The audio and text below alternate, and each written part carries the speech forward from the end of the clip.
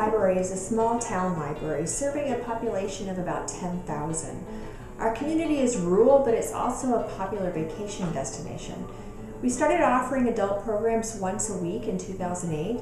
In 2009, we increased that to twice a week and now offer between 8 and 10 a month. Our budget for adult programming is only $3,500 a year. From the very beginning, volunteers have been a huge part of the effort and its success. In the process of creating this program series, we have transformed our library in terms of service, public perception, and processes. And how we engage volunteers has probably changed the most. Before we started this program and this new use of volunteers, we pretty much had the traditional library volunteers. People who help to shelf books or read shelves, emptying bins, preparing children's crafts. These types of volunteers continue to help our library run smoothly. But our success with the adult programs, and particularly our relationship to the volunteers that helped make those programs successful, has changed how we perceive, approach, and use volunteers. Now when someone comes to us and wants to volunteer, one of the first things we ask them is, what do you want to do? And why do you want to do that for us? We still have more clerical and routine tasks, but even those have expanded, and for people who want to do those types of tasks, there are opportunities to be part of the excitement. In addition to using volunteers for our program series, we now use them for web development, interior decorating, outreach, and lots of other things that we would never have been able to do without the additional manpower and expertise these people bring to us. Since we first started, I've been a key player in planning, executing, and marketing programs for adults. When Jennifer and Leslie and I first met about instituting this new series, we made a crucial decision that we would work together on this project as a team. We all brainstorm and bring ideas to the table, and we all share the workload. Adult programming is one of the ways we are making the library more relevant. It's our way of ensuring that the library continues to be relevant in people's lives by providing a service to engage people in new ways. We offer programs on food, wine, music, poetry, authors, games, educational forums, theater, foreign films, book discussion groups, much more. These programs serve as a gateway experience to other library services. When the project was started, there was one volunteer on board, Robin. Now there are 8 or 9 volunteers who help out in some aspect of developing and managing programs. Some of these volunteers came to us, either they just wanted to help and they were assigned to this project, or they wanted to work especially on it. Others we've recruited from our audience members. We noticed that the same people turned out for specific types of programs, and they would often stay around and afterward chat. They would automatically start helping us clean up. We started grabbing those people and saying, we're doing this next month. Do you think you'd like to help? We don't wait for people to volunteer. We approach them because the more people we add, the more we are able to increase our reach. Some, like Tony, have become program leaders and core members of the programming team, and others just pitch in as needed. I have a background as a writing coach, and I work with cookbook writers particularly. I'm also an author myself. I also arrange conferences for food and wine writers. And so when I semi-retired about a year ago, I really took steps on something that I had been doing for 23 years. For 23 years, every time I came to this library, I told myself, I'm going to volunteer here someday. And here I am. This is like a dream to me. I decided to volunteer. This is a beloved library in this whole town, and certainly to me. I help out in the children's room, and I love it. But I was quickly recruited also to help with the adult programming. This year, I'll be the lead coordinator for about 5 programs. I still get a lot of support from the team, and I also get to follow through with my ideas. So I'm having a lot of fun seeing my ideas come to fruition. In fall of 2009, as we were starting to work on planning our programs for 2010, I announced that I would be having a baby in April. And we knew that as a result of that, our volunteer team was going to have to take on an even larger role in programming while I was gone on maternity leave through the summer. So we started talking about how that was going to happen, just kind of in brief terms. However, before we could really plan and make that transition, Mr. Ryan here decided to make an early appearance. He was born 10 weeks premature, and we were in, or at least I was in, an absolute panic about how things were going to continue working smoothly. No worries at all. Robin, our volunteer, came and met with me in my hospital room, and in about 15 to 30 minutes we transferred the reins of the program. She took the bull by the horns and handled all program administration for 5 months, including coordinating with the other volunteers. And the best part was I didn't even have to ask her to do it. She just stepped right in. If we hadn't already spent the time and effort in building that collaborative, supportive, trusting relationship, it never could have happened. But we've always worked collaboratively, and what has made it work is that I have complete faith in her and in our other volunteers' abilities to make decisions and get things done. So I got to rest easy and take care of this little guy while they ran the show. We originally started providing adult programs in an effort to engage and intrigue non-library users. Using volunteers furthers that effort by bringing in new people and involving them in the library. We're killing 2 birds with 1 stone. In using volunteers, we extend our ability to offer these new services and at the same time create an opportunity for people to participate in what the library offers the community. When we first got started, staff had a number of issues. We had little experience, no budget, no space, no dedicated staff, no volunteer coordinator.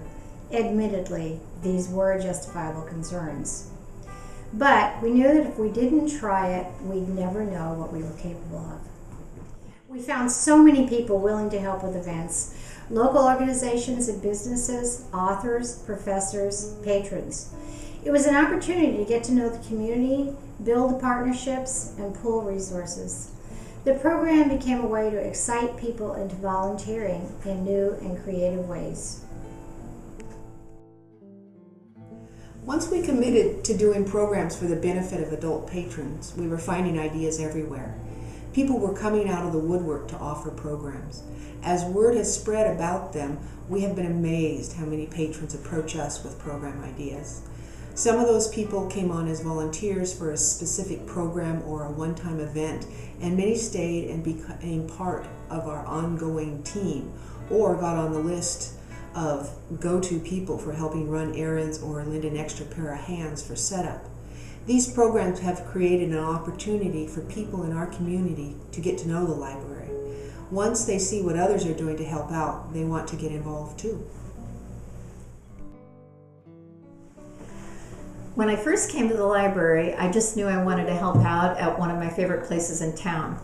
I had experience as a regional director of a large corporation, but I didn't have any experience in designing posters and flyers.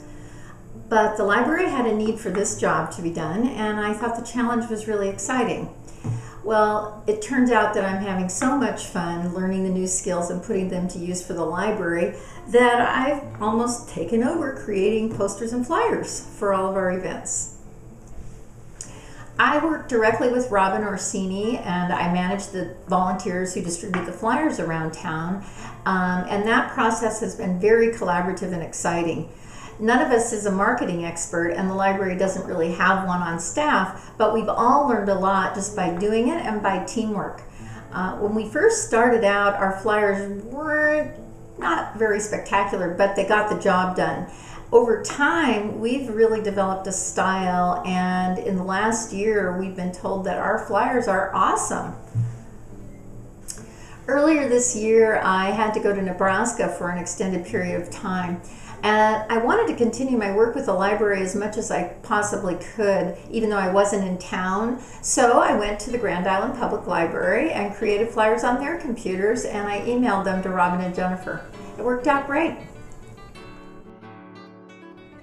I'm a remote volunteer. I'm in charge of posting program information to online calendars. The copy is sent to me by Robin, and I go online to fill out the proper forms to make certain the information is posted on local news websites, the chamber site, local activity calendars, etc. I edit the copy to match the format requirements of the individual sites and make certain that email notifications of my postings are forwarded to library staff. I also recently started managing the library's Facebook page. Hi, I'm Sylvia Lighthouse and I'm a volunteer for the library. I'm responsible for putting together the weekly email newsletter so I can work from anywhere, any time of day. This works well with my job as I travel a lot. Actually, several of us work remotely and so we communicate via email. I know that fear sometimes holds libraries back from really utilizing volunteers. They are concerned people won't show up. They're also worried about giving up control or not being perfect. When mistakes happen with volunteers, and they do, we remind ourselves that mistakes could and do happen with paid staff as well. Just like paid staff can also leave you in a lurch by getting sick or quitting without notice. And just like with paid staff, we learn from the mistakes together. And if you really cultivate the relationship and focus on the person, not just the task, you can build something that's sustainable. We found that working with volunteers at this level can be very successful if we give a clear idea of what we want to accomplish. But it's also important to empower the volunteers, give them permission to be flexible, independent, and creative about how the job gets done. Communication between staff and volunteers with each other is key. Overall, we want the volunteer experience to be rewarding and fun. At this point, the process is so well established and we have such faith in our volunteers that more than 80% of the work going into adult programming requires no work from paid staff at all. Volunteers have helped us stretch our programming and succeed by providing expertise, manpower, soliciting donations, promoting, and fundraising, all of which has contributed to our goal of making people aware that the library is a vital resource in our community. Another result of our volunteers working together with us on adult programming is that we've built lasting relationships with many individuals and groups throughout the community. Those people will appreciate and support the library for years to come. We have created a community of library advocates.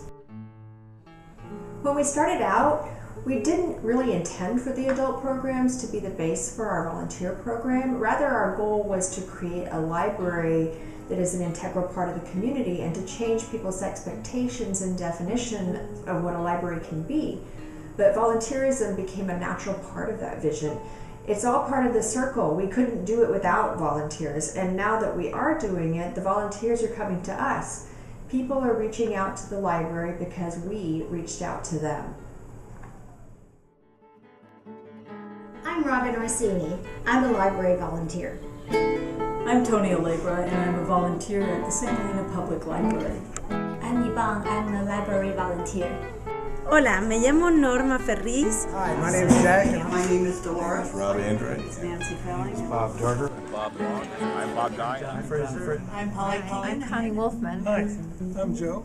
Hi, I'm Susan Swannen. Hi, I'm Kelly Bonnie Longley Dixon. Hi, I'm Marvin.